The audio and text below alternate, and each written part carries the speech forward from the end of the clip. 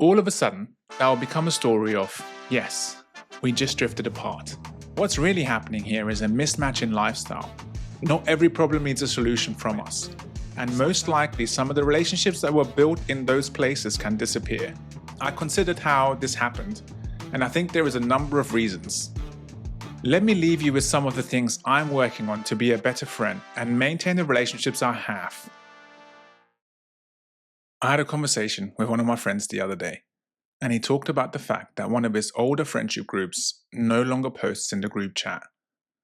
Friends that were around daily, coming together very often to socialize and having regular conversations, over time just became an empty group with no updates inside.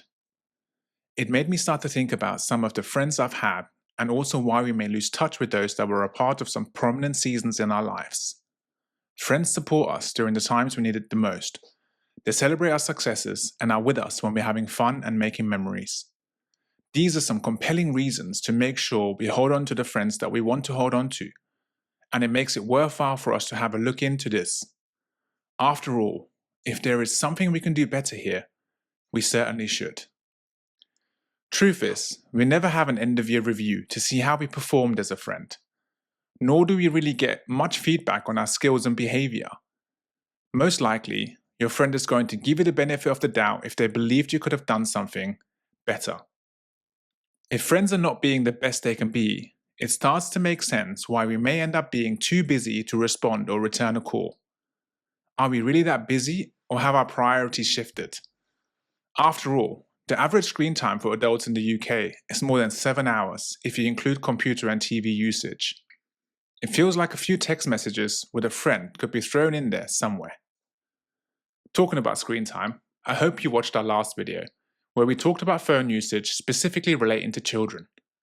If you haven't seen it yet, please check it out. My name is Bobby, and this is Real People Raw Talk. Let me start off by saying I'm not an expert, just a real friend in the real world, trying to improve the relationships I have, figuring it out as I go, and sharing my thoughts and opinions in the hope that it will be thought-provoking for others too. What I really want to get into here is how we maintain the level of friendships we have with people. It is quite evident that we have the ability to drift away from people who we may have considered really good, if not best friends at some point. To look at it in the simplest form, I thought about my daughter. She had a best friend when she was at preschool, who she talked about every day. They spent every moment of the day together and would not have been able to imagine day-to-day without her companionship. Well, preschool ended, my daughter went to a different primary school to her friend, and soon new friends came along and there was no more mention of this little girl. That is really as easy as it is. The way this shows up in our adult lives is through time and attention, in my opinion. We have probably all been in a position where we're doing something fun or relaxing at a time where a message or a phone call comes in. In that moment, I think we go through a process in our minds as to whether or not we want to stop doing the thing that's fun and relaxing to engage in a text conversation or a phone call.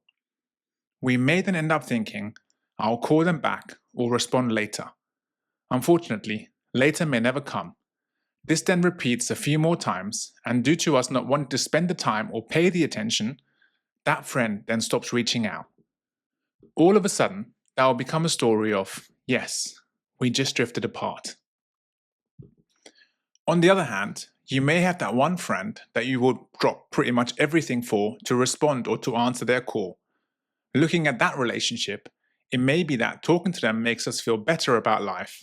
They may be really good at listening, make us laugh, or just give us an opportunity to hear about their life, which is interesting to learn about.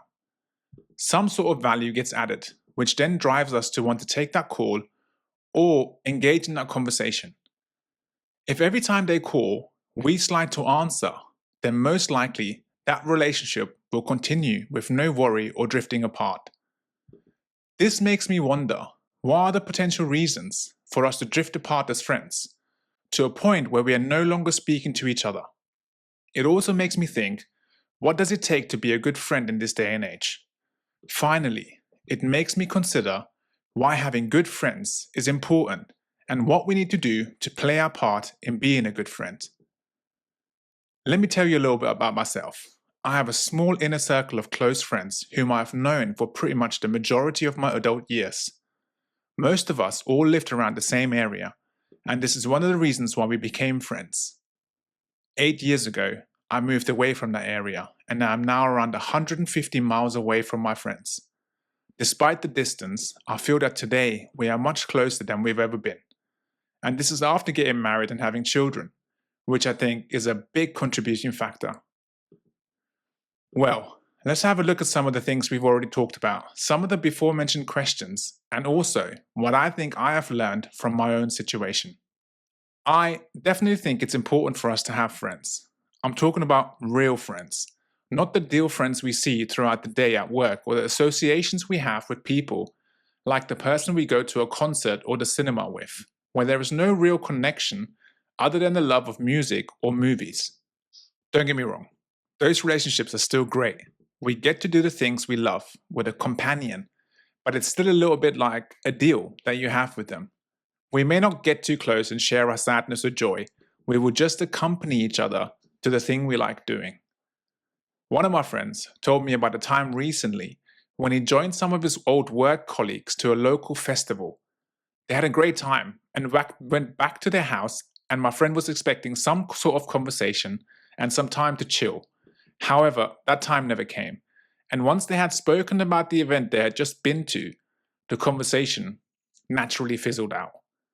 I think this is what I mean by enjoying an event together but not really getting close as friends. Equally, if I look back at my life, the friendships I've had over the years, and also the situation for some of my friends, there is definitely a pattern of people that we used to consider good friends who we now no longer speak to or see.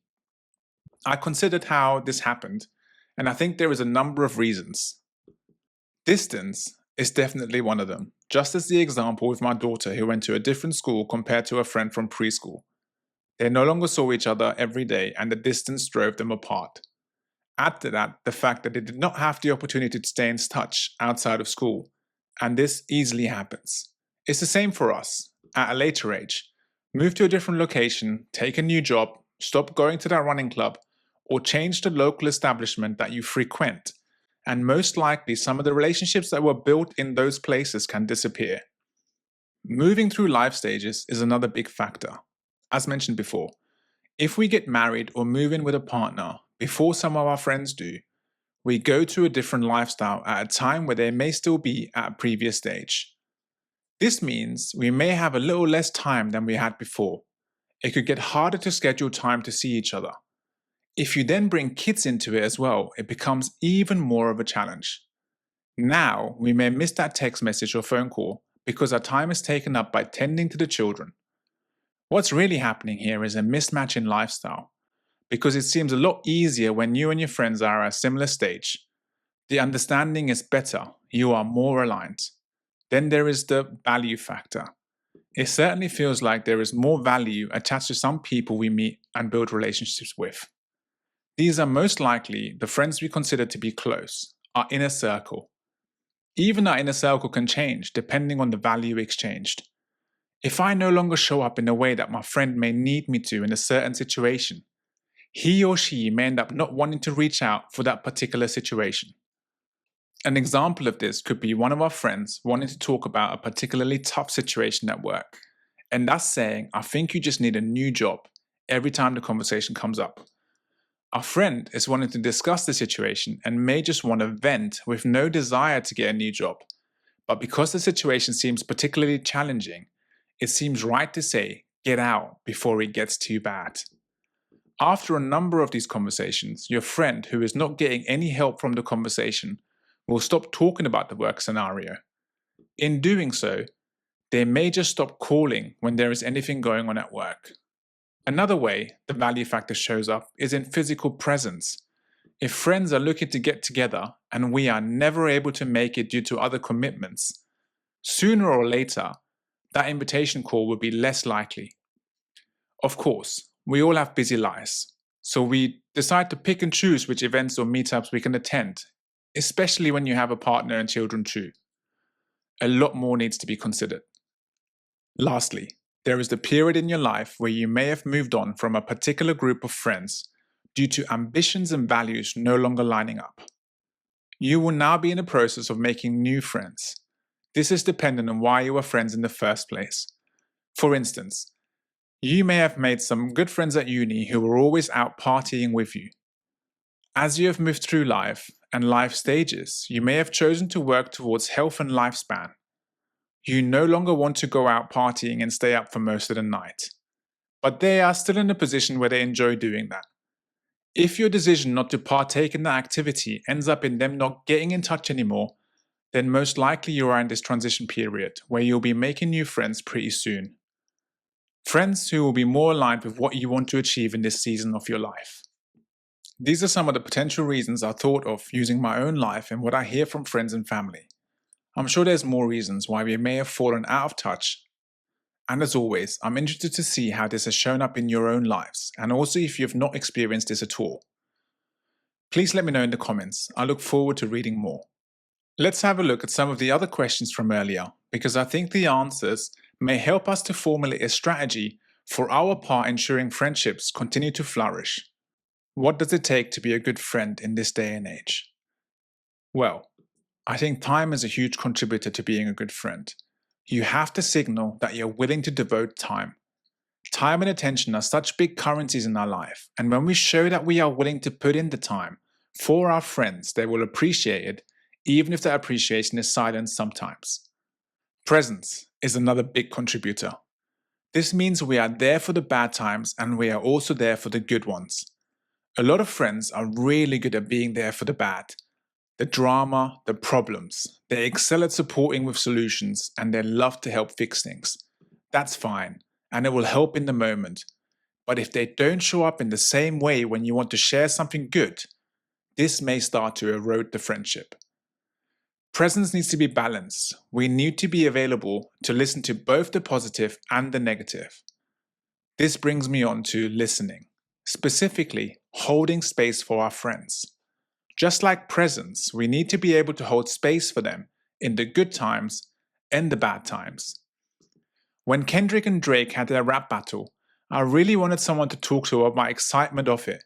In the end, I told both my wife and one of my friends to listen to the songs so that I could have a conversation with them to my heart's content. They held space for me at a time where I was just excited to talk about the lyrics. Another example of holding space is the fact that I recently got a new phone. My friend knew that I was going to want to talk about what I felt was better on this one. It is the phone we are shooting this video on, so please give us a like if you think the quality is good. Ownership and accountability is another factor. Just like any relationship, things may not always go well. A good friend has the ability to put their hands up and say, "I messed up, I'm sorry." They take it on the chin, learn from it, and make sure they do better the next time around. If we don't get this right, this is a recipe for not answering our text or call, which as we know will eventually result in a good friendship going down the drain. And an important one, of course, is trust. You want to be able to open up to your friend and know that your information is safe. You trust that they will be honest with you when you ask them for something, and you will trust that they will defend you and your honor even if you're not around. What about the importance of having good friends? Well, there is a number of research studies that have shown that stable, healthy friendships are crucial for our well-being and longevity.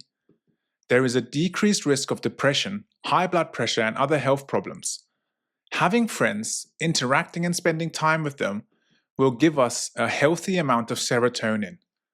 This is the hormone that regulates mood, sleep, hunger, as well as some other key functions. We also have a growing loneliness epidemic. Research in 2022 showed that 49.6% of adults here in the UK felt lonely occasionally, sometimes, often, or all of the time. Having good friends reduces the risk of that and gives us the opportunity to reach out whenever we may need to. If those aren't good enough reasons, then just consider the fact that having a tribe around us is very much part of our evolutionary psychology, and it makes sense why we feel down when we are left tackling life on our own. I think we have a good few considerations here. Let me leave you with some of the things I'm working on to be a better friend and maintain the relationships I have. Number 1, checking in. I enjoy sending a message to friends just to ask if all is well and that I'm just checking in. This lets them know I'm thinking of them, even if our lives are very busy. The check-in sometimes results in a scheduled phone call or a date in the diary for a meetup. Number 2, regular conversations with those that are at a distance. For the friends that I don't see often, I tend to call them weekly on the same day around the same time. This has become time that has been allocated for it. It allows us to look forward to that time to catch up and share what needs to be shared. Number 3, regular in-person meetings. It's not always possible to meet up because life is busy, but I do think we can manage various points in the month or even a year where you can get together with your friends and enjoy each other's company. If you have kids, then their birthday parties are a great excuse to get everyone together. We tend to do the kids' birthday celebration with their friends during the day and then host all of our friends into the evening. Now, my personal favorite. What's the last thing in your notes? A question I randomly ask my friendship group via text every so often. Why do I like it so much? I think our notes app gets to see what has taken up some of our brain space at a particular time. And if we get comfortable sharing it, it's a great way to talk about current thoughts, ideas, and even stress or worries. In my opinion, friendship is not too dissimilar to love in our romantic relationships. We will need to work on it all of the time to make sure it is maintained. With that in mind, in order to give the right amount of time and attention, our inner circle of close friends needs to be the people we trust and love. Depending on how close and how good a friend is will determine the amount of time we give them. We won't always get it right. We should be comfortable to call it out so we can work on it together. The point is, let's hold on to our friendships. Let's learn to hold space and listen. Not every problem needs a solution from us. Sometimes all we need to do is sit in the mud with our friends. If you found this video useful, please subscribe to the channel. It is the one thing you can do to help it become bigger and better so that we can bring you more thought-provoking content. My name is Bobby, and this is Real People, Real Talk. Thank you for watching, and I hope to see you again soon.